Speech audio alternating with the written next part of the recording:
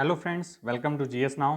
दोस्तों, आज हम लोग इंडियन ज्योग्राफी के अंतर्गत क्विज नाउ सेक्शन करेंगे। जितना अब तक हम लोग पढ़ चुके हैं उसको क्विकली हम लोग एक बार रिवाइज करेंगे मोस्ट इंपॉर्टेंट क्वेश्चन के थ्रू, जो प्रीवियस ईयर क्वेश्चन आ चुके हैं। जैसा मैं हमेशा कहता हूँ, प्रीवियस ईयर क्वेश्चन ही सबसे बेहतर मापदंड होते हैं किसी भी एग्ज़ाम के लिए। तो उसी के थ्रू हम लोग इसमें एक बार क्विक रिवाइज करेंगे सारे सेक्शन को जब तक कर चुके हैं, और देखेंगे क्या क्या हमने सीखा, क्या क्या कैसे कैसे क्वेश्चन को सॉल्व कर सकते हैं। जो भी फ्रेंड्स हमारे पहली बार आ रहे हैं इस चैनल पे, चैनल को ज़रूर सब्सक्राइब कर लें और टेलीग्राम चैनल पर जुड़ जाएं, क्योंकि हम लोग विजेता बैच चल रहा है जो कि यूपी पीसीएस 2023 और आरओ एआरओ 2023 के लिए फ्री ऑफ कॉस्ट एक क्रैश कोर्स है। तो उसका लाभ उठाने के लिए ज़रूर हमारे टेलीग्राम ग्रुप से और इस चैनल को सब्सक्राइब कर लें। जो भी पीडीएफ होती है उसको हम लोग टेलीग्राम ग्रुप पे शेयर कर देते हैं। तो चलिए अब देर न करते हुए चलिए सीधे वीडियो पे आते हैं और क्वेश्चन को देखते हैं कैसे कैसे हम लोग क्वेश्चन को सॉल्व कर सकते हैं, क्या तरीका होता है। हर तरीके एलिमिनेशन टेक्निक, नॉलेज, सब कुछ इसमें हम लोग यूज करते हैं। अब मिट्टी से एक प्रश्न है, देखेंगे एक बार। मिलान करना है हम लोगों को, मिट्टियों का रूप दिया हुआ है और जहाँ से वो प्राप्त होता है।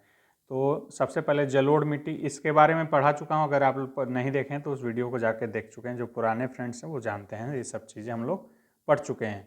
और मिट्टी के लिए तो मैंने पूरा एक चार्ट बनाया था, छोटा सा, बस 1 पेज का। अब उसी चार्ट से 80% कुछ चीज़ों को आप एक बार में, मतलब वीडियो देखते देखते मेमोराइज कर डालेंगे। ऐसा मैंने उसको बनाया हुआ था, तो अगर नहीं देखा है तो ज़रूर देखिए। जलोढ़ मिट्टी कहाँ मिलती है सबसे ज़्यादा? तो उत्तर प्रदेश वाले क्षेत्र, तराई क्षेत्र में मिलती है। तो मतलब कि हिमालय के गिरिपाद में, तो हो जाएगा उत्तर प्रदेश जलोढ़ मिट्टी। काली मिट्टी कहाँ मिलती है? तो काली मिट्टी जैसा कि आप जानते हैं महाराष्ट्र क्षेत्र में। इसके अलावा फिर लाल मिट्टी हमारी कहाँ मिलेगी? तो लाल मिट्टी हमारी मिलेगी आंध्र क्षेत्र में, और मरुस्थली हो जाएगा राजस्थान। यानी कि 2, 3, 4 और 1, ये होगा आंसर इसका बी। भारत में सबसे अधिक उपजाऊ मृदा कौन सी है? तो सबसे उपजाऊ मृदा मानी जाती है जलोढ़ की। भारत में निम्नलिखित, देखिए मैंने एक मृदा वाले में डिटेल से बताया कि सबसे ज़्यादा क्वेश्चन देखिए मृदा में जो आता है वो होता है कि कमियां क्या हैं और उसमें क्या पाई जाती हैं और किस चीज़ की कमियां हैं। इसी से रिलेटेड सबसे ज़्यादा क्वेश्चन आते हैं। तो उस चीज़ को मैंने एक ही पेज में, मैं एक क्या कहा जाए, एक इंडेक्स बनाया था, उसी में मैंने पूरा समझा दिया था। और उस इंडेक्स से ही आप 80% तुरंत मेमोराइज हो जाएगा, वीडियो देखते देखते आपको मेमोराइज हो जाएगा। तो उस वीडियो को ज़रूर देख लीजिए, आपको बहुत काम आने वाला है। भारत में निम्नलिखित में से कौन सा मृदा प्रारूप लोहे के अतिरेक होने के कारण अनुवर्तक हो चुका है, या फिर मतलब कि उसमें उर्वरता में कमी आई हुई है? तो ऐसी कौन सी मृदा है जिसमें सबसे ज़्यादा लोहे की मात्रा ज़्यादा होती है, उसके कारण अनुवर्तक रह जाता है? वो है लेटराइट मिट्टी। भारत की लेटराइट मिट्टियों के बारे में निम्नलिखित में से कौन से कथन सही हैं? वे साधारणतः लाल रंग के होते हैं, ठीक है, ये बात सही है। वे नाइट्रोजन और पोटास से समृद्ध होते हैं, ये गलत है। क्योंकि जो लेटराइट मिट्टी होती है उसमें नाइट्रोजन, पोटास और इसके अलावा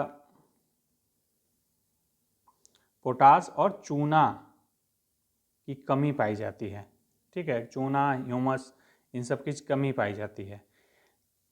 उनका राजस्थान और उत्तर प्रदेश में अच्छा विकास हुआ है? बिल्कुल नहीं।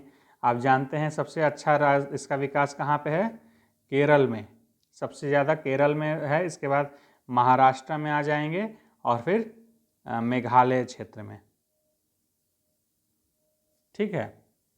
तो ये भी गलत है। फिर लास्ट है, उन मिट्टियों में, अब ये बिल्कुल अब तो क्लियर हो चुका है कि अब 1 और 4 होगा, फिर भी देख लेते हैं। इन मिट्टियों में टेपियोका और काजू, काजू का देखिए बहुत अच्छा उत्पादन पश्चिमी घाट पे काजू का उत्पादन होता है, और केरल क्षेत्र में भी ये पाया जाता है मिट्टी। तो इसका हो जाएगा सी, 1 और 4। इस मृदा को सिंचाई की कम आवश्यकता होती है। जिस मृदा के बारे में बात हो रही है उसके बारे में है। पहचानना है कौन सी मृदा है, क्योंकि वह नमी रोक कर रखती है। देखिए मैंने इसमें सब कुछ जो भी क्वेश्चन आ रहा है मैंने अच्छे से समझाया हुआ है उसको बहुत ही शॉर्ट में। मृदा की सिंचाई मैंने बताया था कम किसकी होती है, काली मिट्टी। काली मिट्टी की खासियत क्या होती है, वो नमी रोक के रखती है, नमी रोकती है, जिससे क्या होता है वो स्वतः ही माना जाता है कि सेल्फ वो हो जाती है, जुताई हो जाती है उसकी, ऐसा मतलब कि ऐसे टाइप में वो होता है कि लगता है कि सेल्फ अपने आप से जुताई हो गई है उसकी। तो नमी रोक के रखती है, जुताई अपने आप स्वतः जुताई का उसमें गुण पाया जाता है, तो ये होती है। और इसको रेगुर मिट्टी भी कहते हैं, ये भी एक ध्यान रखिएगा, लोग कंफ्यूज कर जाते हैं। रेगुर मिट्टी काली मिट्टी को ही कहा जाता है, तो इसका आंसर होगा बी। मालवा पठार की मिट्टी, प्रमुख मिट्टी कौन सी है? मालवा पठार आप लोगों को मैप याद होगा, पठार मैंने पढ़ाया था, तो मैं थोड़ा सा मैप बना दूँ यहाँ पे। ये वाले क्षेत्र में मालवा पठार है, वहाँ पे काली मिट्टी का क्षेत्र पाया जाता है। दक्षिणी ट्रैप की रेगड़ मिट्टी, रेगड़ मिट्टी यानी रेगुर मिट्टी को ही ये कह रहा है, ठीक है। मिट्टियाँ काली होती हैं, काली मिट्टी, ठीक है। उसमें ह्यूमस की प्रचुर मात्रा होती है, नहीं देखिए ह्यूमस की मात्रा प्रचुर नहीं होती है, तो इसका आंसर हो जाएगा ए सही है और आर गलत है। इसमें बता दूं मैं क्या क्या होता है, तो इसमें जो काली मिट्टी होती है उसमें फेरियम यानी लोहे की अधिकता होती है, चूने की अधिकता होती है, कैल्शियम की अधिकता होती है, पोटाश की होती है, इसके अलावा एल्युमिनियम मैग्नीशियम की अधिकता होती है, और कमी होती है किसकी, कमी होती है इसमें नाइट्रोजन, फास्फोरस और ह्यूमस की।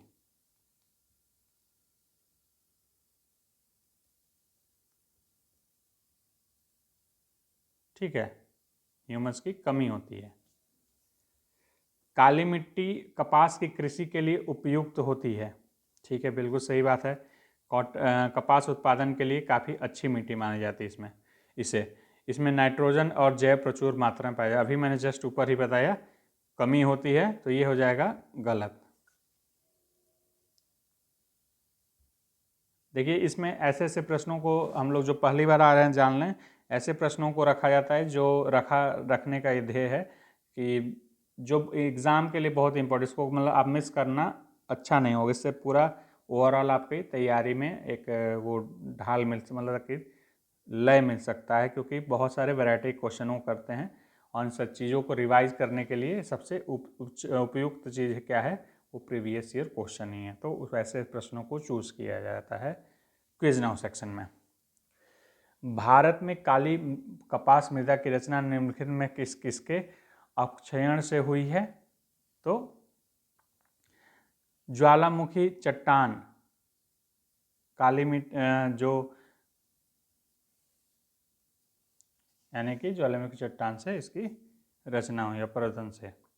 भारत के निम्नलिखित मिट्टियों में से कौन बेसाल्ट लावा के अपक्षय के कारण निर्मित हुई? वही प्रश्न घुमा के पूछा हुआ है, ठीक है, ये सीधा पूछा है, वो घुमा के पूछा हुआ था। तो ये रेगुर मिट्टी यानी कि काली मिट्टी। भारत में सबसे कम वर्षा वाला क्षेत्र कौन सा है? तो लेह है। लेह आप लोग जानते ही होंगे,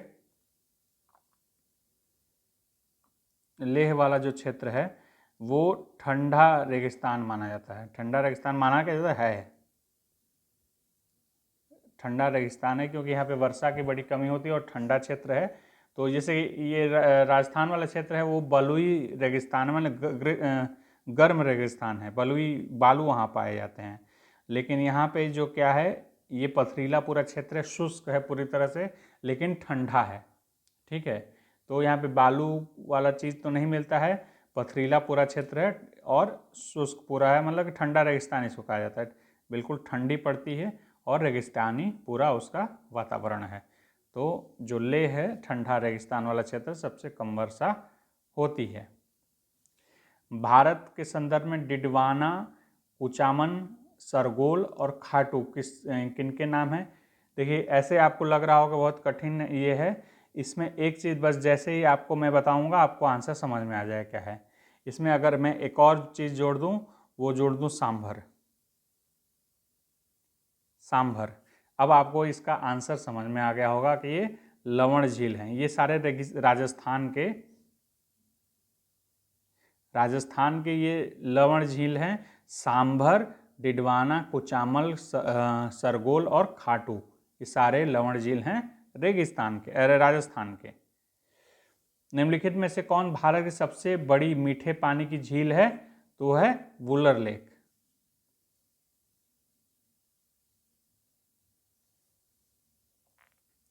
अब देखिए झीलों को और उनकी अवस्थिति को हम लोग को देखना है। तो अष्टमुड़ी देखिए कहाँ पे मिलता है, तो अष्टमुड़ी आपका केरल हो गया सीधा, ठीक है। फिर पुलिकट कहाँ पे है? पुलिकट झील हो जाएगा तमिलनाडु। रूपकुंड कहाँ हो जाएगा आपका? उत्तराखंड। और सूरजकुंड हो जाएगा हरियाणा। यानी कि इसका आंसर हो जाएगा बी, 2 3 4 1। निम्नलिखित में किसको रहस्यमयी झील कहा जाता है? रूपकुंड को ही, जैसे मैंने ऊपर बताया ये उत्तराखंड में पाया जाता है वही। क्यों इसको रहस्यमयी झील है? यहाँ पे काफ़ी नरकंकाल इस झील में मिले हुए हैं, इसलिए इसको रहस्यमयी झील कहा जाता है। किसके हैं, कैसे हैं, ये नहीं पता, बहुत सारे नरकंकाल यहाँ पे मिले हुए हैं। फिर देखिए कौन सा सुमेलित नहीं है? वेम्बनाड झील केरल में ही है। लोकटक झील देखिए मेघालय में नहीं है, ये है मणिपुर। ये बहुत इम्पॉर्टेंट है, इसको ध्यान रखिएगा लोकटक झील का। और भी चीज़ें जान लीजिए, कैबुल लमजाओ ये है नेशनल पार्क, इसको कहा जाता है तैरता हुआ नेशनल पार्क भी।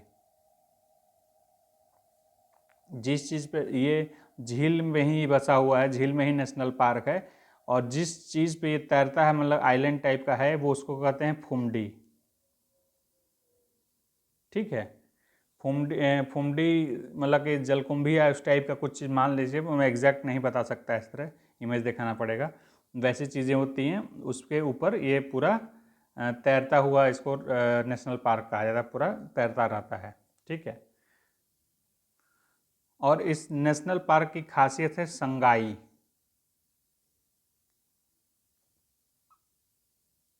संगई या संगाई भी कहा जाता है। संगाई ये एक हिरन है, हिरन की प्रजाति का है। ये काफ़ी फेमस है, ये यहीं पे पाया जाता है, ओनली यहीं पे, ठीक है। ये काफ़ी फेमस है, लुप्तप्राय है। तो संगाई का ये घर है, बहुत फेमस है। कैबुल लमजाओ नेशनल पार्क तैरता हुआ नेशनल पार्क, एकमात्र नेशनल पार्क है फुमडी जो कहा जाता है, जिस पे ये तैरता है, ठीक है। तो इसको बहुत ध्यान से रखिए। बहुत इस पे ये सारे प्रश्न जो मैंने बताए हैं, ये सारे चीज़ें इस पे पूछी जाती हैं, ये सारी चीज़ें पूछी जाती हैं, इसलिए इसको ध्यान रखिएगा। निम्नलिखित में से भारत के पूर्वी तट पर स्थित सबसे बड़ा लैगून झील क्या है? सबसे पहले समझिए लैगून होता क्या है। लैगून होता है जैसे कि कोई बड़े जल क्षेत्र है, उससे किसी भी माध्यम से पूरी तरह से या आंशिक रूप से कोई जल क्षेत्र पृथक हो जाए।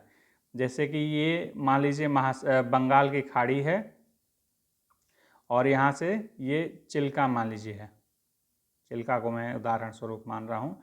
ये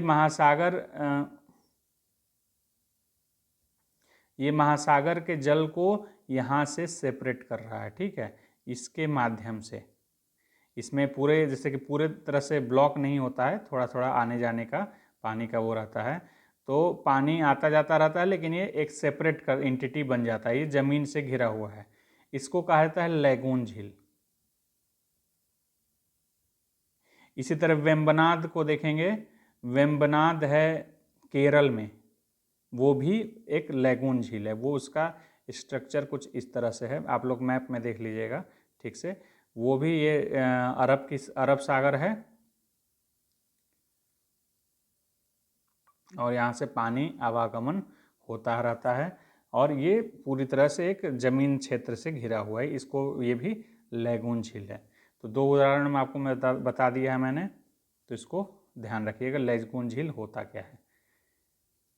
पूर्वी तट पे देखिए सबसे बड़े लैगून झील चिल्का, सिंपल सी बात है। वेम्बनाथ देखिए, अगला क्वेश्चन यही है, वेम्बनाथ कहाँ पे है? केरल में है। चित्रकूट जलप्रपात निम्नलिखित किस नदी पे है? तो चित्रकूट इंद्रावती नदी पे स्थित है चित्रकूट जलप्रपात। इस चित्रकूट नहीं चित्रकोट है, ध्यान रखिएगा। और नदी वाले में मैंने बताया था इंद्रावती नदी किसका सहायक नदी है? तो ये गोदावरी की सहायक नदी है। ठीक है, ये बहुत ध्यान रखिएगा। अच्छा, इसको जो चित्रकूट झील है इसको कहा जाता है भारत का नियाग्रा फॉल भी।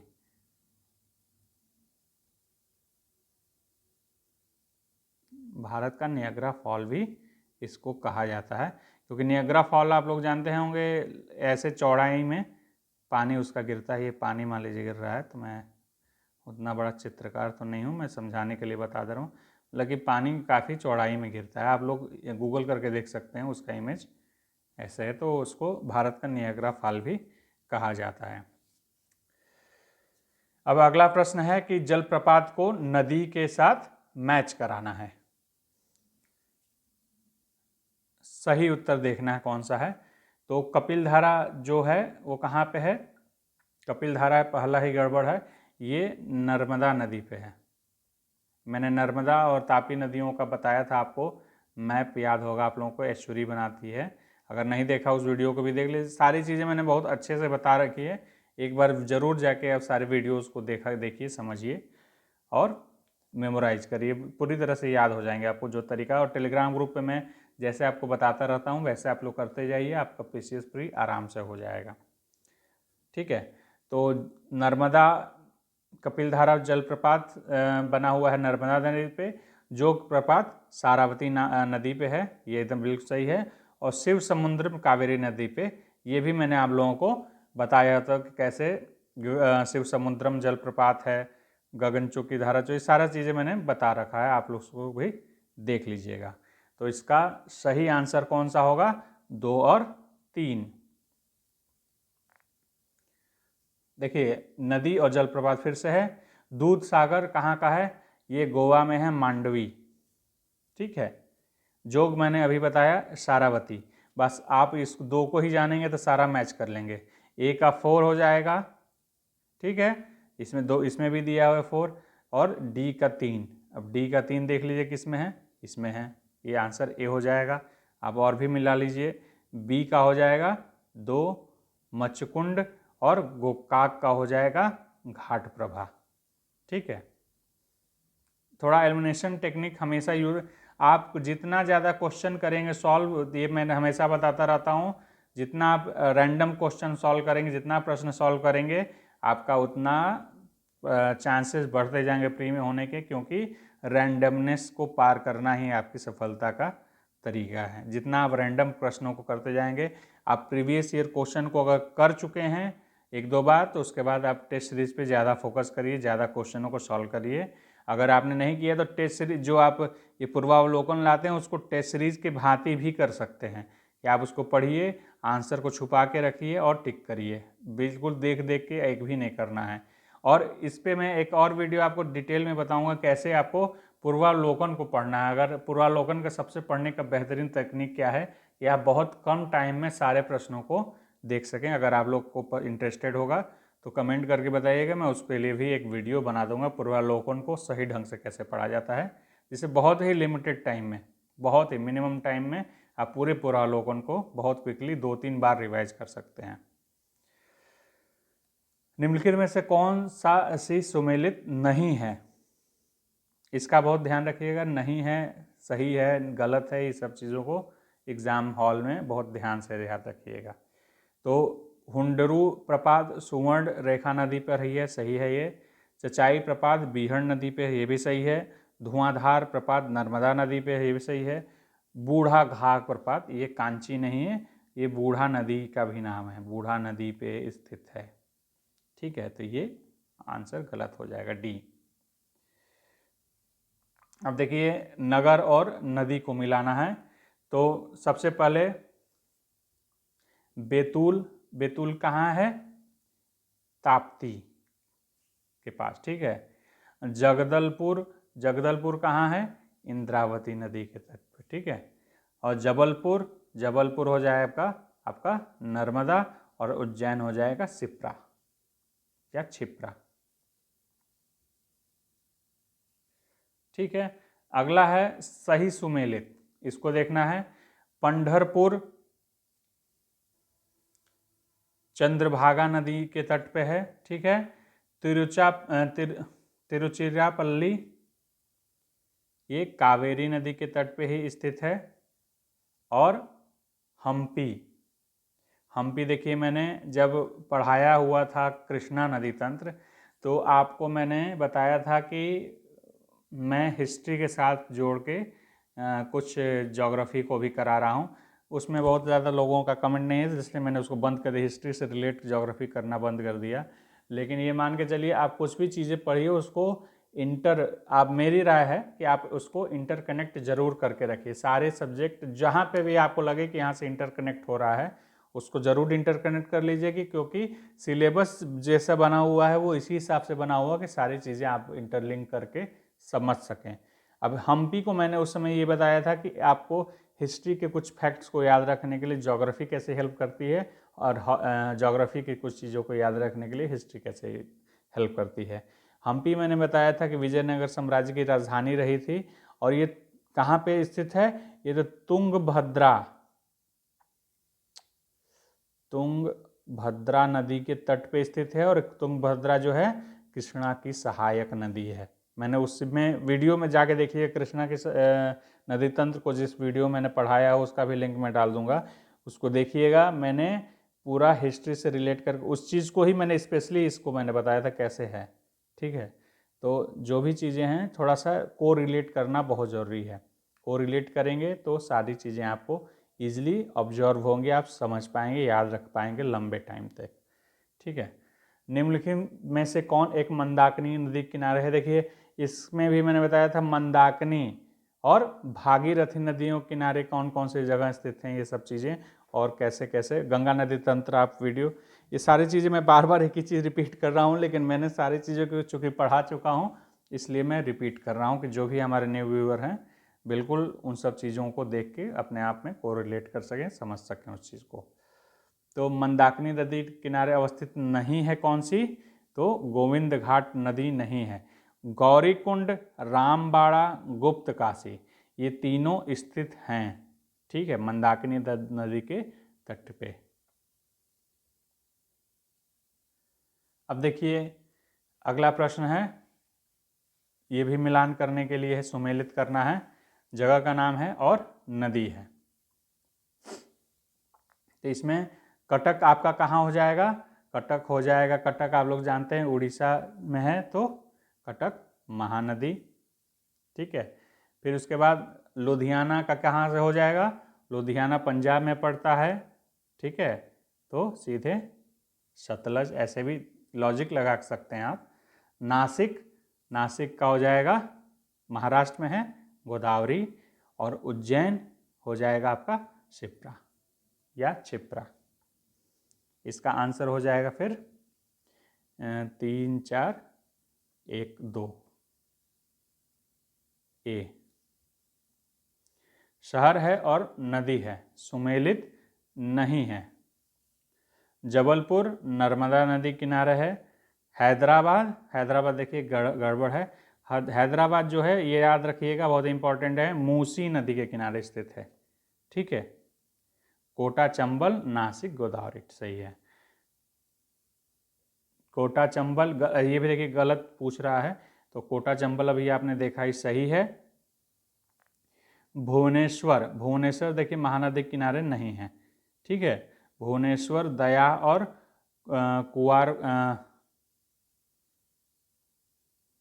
दया और कुआखाई नदी के किनारे स्थित है, तो इसका हो जाएगा बी, जबलपुर नर्मदा, सूरत ताप्ती। लेह स्थित कहाँ पे है? सिंधु नदी के दाएं तट पे। आप जब नक्शा देखेंगे तो सिंधु नदी जा रही है, और जिधर के मुंह कर जिधर जाती है नदी उधर मुंह करके खड़े हो जाएंगे तो उससे दाएं और बाएं निकलता है, तो लेह हो जाएगा इधर साइड में दाएं तट पे, सिंधु नदी के दाएं तट पर स्थित है।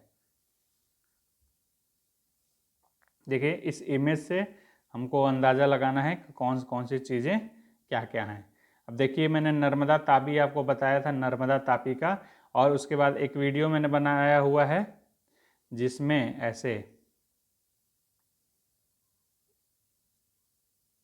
ऐसे करके कुछ बनाया हुआ है जिसमें जल विभाजक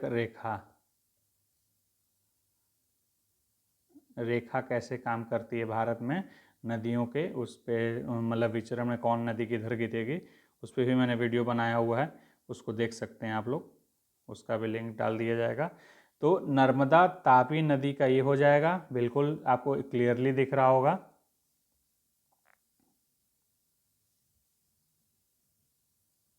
ये रिफ्ट वैली हो जाएगा, रिफ्ट वैली नर्मदा तापी का। और क्या ऑप्शन में है? छत्तीसगढ़ मैदान, वर्षा छाया क्षेत्र और छोटा नागपुर। तो छत्तीसगढ़ मैदान हो जाएगा बी वाला, ये छत्तीसगढ़ मैदान हो जाएगा। सी वाला हो जाएगा, डी वाला हो जाएगा वर्षा क्षेत्र वाला, ठीक है। और सी हो जाएगा आपका, इसमें हो जाएगा रिफ्ट वैली, छत्तीसगढ़, छोटा नागपुर और विस्तृत छाया क्षेत्र, ठीक है। तो सी इसका आंसर हो जाएगा। फिर से मैं बता दूं एक बार, ये रिफ्ट वैली है, ये है छत्तीसगढ़ का मैदान बी वाला, और ये छोटा नागपुर का पठार है, और ये हो जाएगा विस्तृत छाया क्षेत्र, यानी कि जहाँ पे वर्षा नहीं होती है वो वाला क्षेत्र। जब मानसून आता है तो ये पश्चिमी घाट के पर्वतों के कारण इधर साइड में वर्षा नहीं हो पाती। जब मैं मानसून पढ़ाऊँगा तो डिटेल में बताऊँगा इसको। तो इधर वर्षा नहीं हो पाती इस एरिए में, इसलिए विस्तृत छाया क्षेत्र पर बन जाता है, यहाँ पे वर्षा नहीं होती, वृष्टि यानी वर्षा, ठीक है। मेघालय का पठार भाग है किसका? मैंने पठार अभी पढ़ाया था, उसमें बताया था कि ये प्रायद्वीपीय खंड का ही पार्ट है। जो प्रायद्वीपीय पहाड़ वो है, इस पे ही मैं इसको समझा देता हूँ।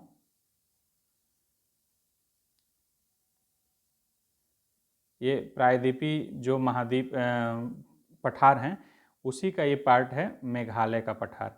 क्या हुआ है कि यहाँ से ब्रह्मपुत्र नदी और यहाँ से गंगा नदी का जो क्षेत्र है, ये काटते हुए इस पूरे पठार को इसको सेपरेट कर दिए। छोटा नागपुर से ये अलग हो चुका है आपका मेघालय वाला पार्ट, नहीं तो ये पूरा एक में था पहले ऐसे, ठीक है।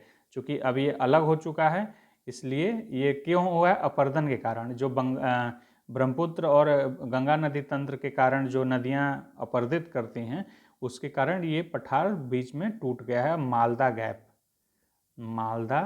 गैप का निर्माण हुआ है, जो कि इन दोनों को अब ये मैदान की तरह पूरा इलाका अब दिखता है, ठीक है। तो ये छोटा नागपुर का ही ये पार्ट है, समझ गए? मालदा गैप, ठीक है। भारत के दक्कन के पठार पर बैसाल्ट निर्मित लावा शैलों का निर्माण हुआ। किस युग में हुआ दक्कन पठार वाला क्षेत्र? दक्कन प्लेटू का, तो ये क्रिटेशियस युग में हुआ था, ठीक है। इतने प्रश्नों को मैंने करा दिया है, बहुत ही इंपॉर्टेंट प्रश्न हैं। जो भी मैंने अभी पढ़ाया उस जो चीज़ छूटी हुई थी उस सबको मैंने इसमें कवर कर दिया है। आप लोगों को वीडियो अगर पसंद आया हो तो ज़रूर वीडियो को लाइक कर दें, और जो नए आए हुए हैं चैनल को सब्सक्राइब कर लें, हमारे टेलीग्राम ग्रुप पर जुड़ जाएँ, जिससे PDF जो भी चीज़ें एग्ज़ाम के लिए कैसे करना है, क्या करना है, उसको उस पर आप शेयर किया जाता है, उससे आप उसका लाभ उठा सकें। और हमारा ये UPPCS RO 2023 के लिए फ्री क्रैश कोर्स चल रहा है, उसका लाभ जरूर उठाएं। Thank you for watching GS now, take care.